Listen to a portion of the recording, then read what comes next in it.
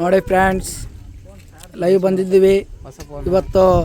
Full Gilli full rush ಇದೆ.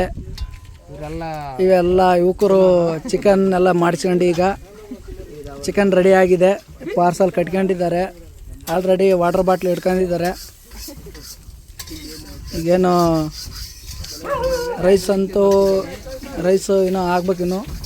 ಮಸಾಲೆ ready ಮಾಡ್ತಿದ್ದಾರೆ. ರೈಸ್ ಮಾಡ್ತಿದ್ದಾರೆ ಇನ್ನು.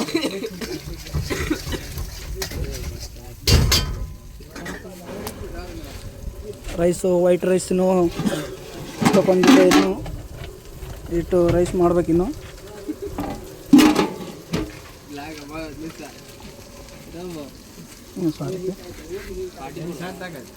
ನೋಡಿ ಫ್ರೆಂಡ್ಸ್, ನಮ್ಮ ಅಂಗಡಿ ಇದು ನಮ್ಮ ಅಂಗಡಿ.